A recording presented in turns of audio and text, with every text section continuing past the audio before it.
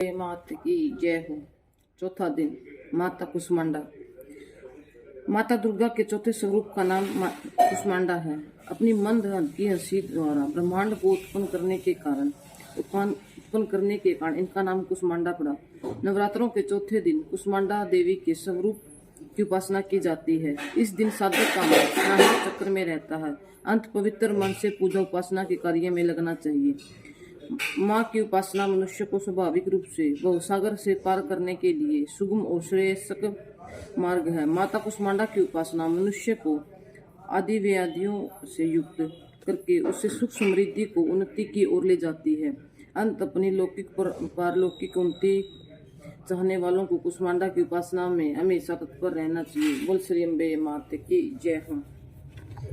5वां अध्याय देवी की स्तुति, अंबिका के रूप की प्रशंसा। ओम ऋषि बोले, प्राचीन काल में शुभ निशुभ नामक 2 राक्षसों ने बल के मध्य पर आकर इंद्र त्रिलोकी का राज्य और यज्ञ भागों को छीन लिया। तत्पश्चात इन दोनों असुरों ने सूर्य, चंद्रमा, कुबेर और यम वरुण के अधिकार भी छीन लिए। वायु और अग्नि के अधिकार भी छीन कर देवताओं को उनके राज्य से निकाल दिया। इस प्रकार देवतागण दोनों राक्षसों से पराजित होकर तथा स्वर्गलोक से निकाल दिए जाने पर अपराजिता भगवती देवी का स्मरण करने लगे। वे सोचने लगे कि भगवती देवी ने हमें पहले वरदान दिया था कि देवताओं पर विपत्ति आने पर मैं तुम्हारे शरण में समस्त आपत्तियों का समूल नाश कर दूंगी। ऐसा सोचकर सब देवता इंद्र के साथ हिमालय पर्वत पर विष्णु की माया देवी की स्तुति करने लग गए।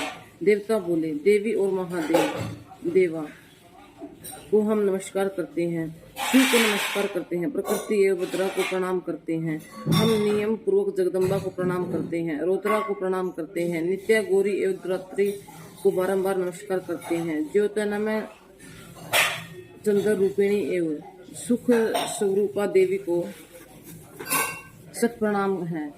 शरणागतों का कल्याण करने वाली सिद्धि रूपा देवी को बारंबार नमस्कार करते हैं। राक्षसों की लक्ष्मी, राजाओं की लक्ष्मी तथा सवराणी शिव पत्नी को नमस्कार करते हैं। दुर्गा देवी के दुर्ग स्थलों को पार करने वाली दुर्गा पारा को सारा सर्वकारणिक ख्याति कृष्णा और दुमर देवी को सदैव नमस्कार है।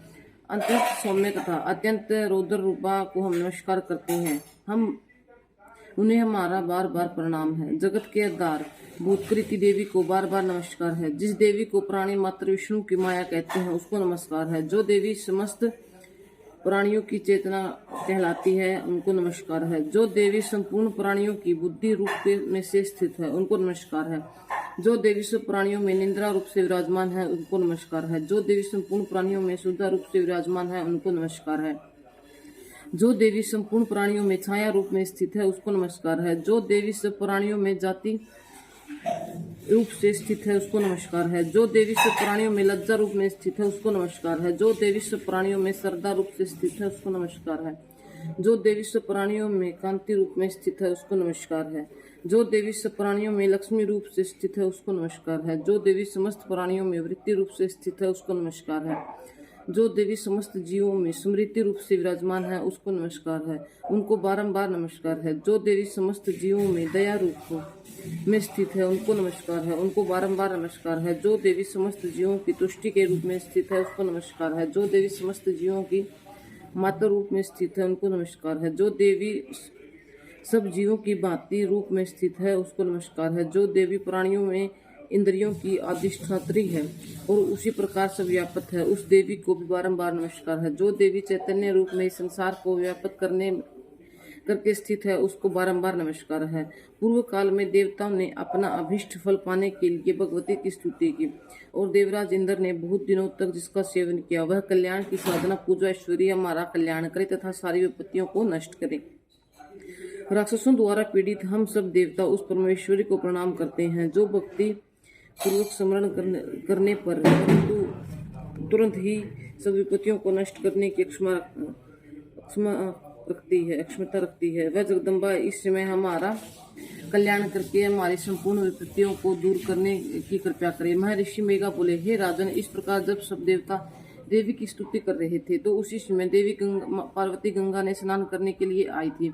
उस समय पार्वती जी ने देवताओं से कहा कि आप लोग इस समय किसकी स्तुति कर रहे हैं। तब उनके शरीर से कोष प्रकट होकर शिवा बोली, हे देवता शुभ दैत्य, निष्कासित एवं संग्राम में निशुभ दैत्य से पराजित हुए हैं, मेरी स्तुति कर रहे हैं। पार्वती जी के शरीर कोश से उसी समय अंबिका देवी प्रकट हुई, जो समस्त लोकों में कौशिकी नाम से प्रसिद्ध हुई। जिस समय पार्वती जी के शरीर से कोश अंबिका प्रकट हुई, उसी समय पार्वती जी के शरीर से काला रंग का हो गया। उसी समय से उनका नाम कालिका देवी पड़ गया। वे हिमालय पर निवास करने चली गई।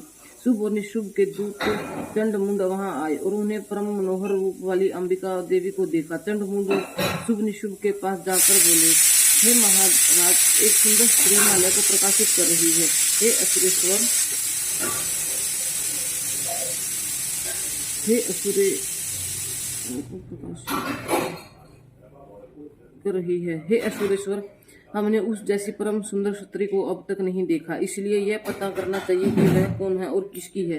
वह सब स्त्रियों में रत्न है।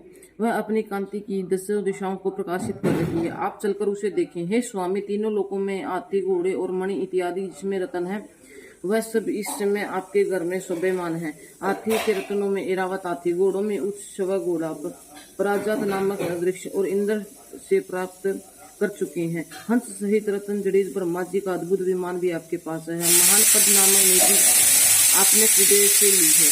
समुद्र ने आपको किंजी कलिनी नामक की माला प्रदान की है, जिससे कमल कभी मुरझाते नहीं। सोने की वर्षा करने वाला वरुण का अक्षतर भी आपके पास है। रथों की श्रेष्ठ प्रजापति का रथ भी आपके पास है। ए असुरराज, मृत्यु की उत्क्रांतिता नामक शक्ति भी आपने छीन ली है, तथा वरुण का पास भी आपके भाई निशुभ के पास ही है।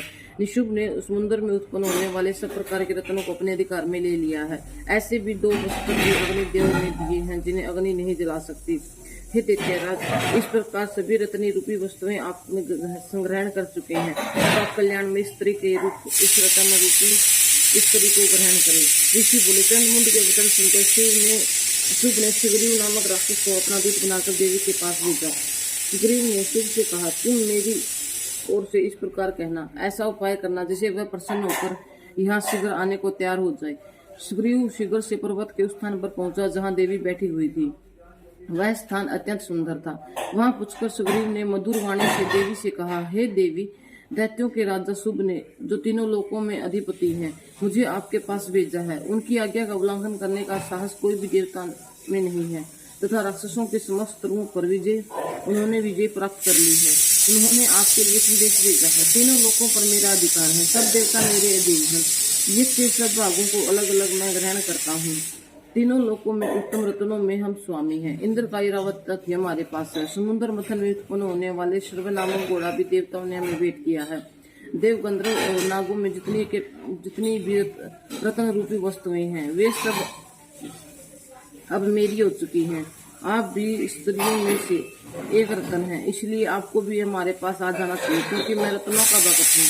अब मैं यह तुम पर छोड़ता हूँ कि तुम मेरे साथ या मेरा पराक्रमी भाई निशुभ के साथ विवाह कर लो। यदि तुम मुझसे विवाह करोगी तो अतुल महान ऐश्वर्य को प्राप्त करोगी। मेघा ऋषि बोले। दूत ने ऐसा कहने पर भगवती दुर्गा मन ही मन मुस्कुराई और इस प्रकार बोली, हे दूत, तुमने जो कहा वह सब सत्य है, किंतु चिंतामक भी झूठ नहीं है।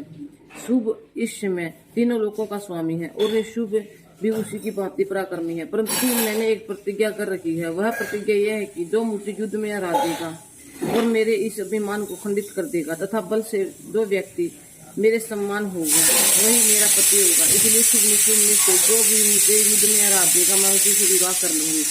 यह संदेश मेरा उन तक पहुंचाओ। उस सुग्रीव बोला, हे देवी, आप अभिमान से भरी हुई हो, मेरे सम्मुख ऐसी बातें न करें। इस त्रिलोकी में तो मुझे कोई ऐसा दिखाई नहीं देता जो शुभ निशुभ को हरा सके।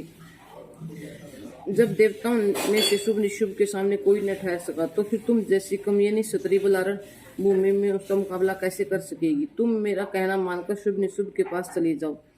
ऐसा करने पर तुम्हारे ग्रहों की रक्षा होगी, अन्यथा जब वे तुम्हारे केश पकड़कर तुम्हें घसीटते हुए ले जाएंगे, तब तुम्हारा गौरव नष्ट हो जाएगा। देवी बोली, शुभ निशुभ बड़े बलवान है, यह ठीक है, परंतु मैंने अपनी प्रतिज्ञा से बंधी हुई हूँ, इसलिए तुम जाओ और मैंने जो कहा है आदरपूर्वक असुरराज को कह दो। इसके पश्चात वे उचित समझे करें। बोल श्री अम्बे माता की जय हो। छठा अध्याय। धूम्र लोचनवध। ओम ऋषि बोली। देवी की बात सुनकर दूत सुग्रीव क्रोध में बढ़कर असुर सम्राट शुभ के पास पहुंचा और देवी की सारी बातचीत विस्तार पूर्वक बता दी।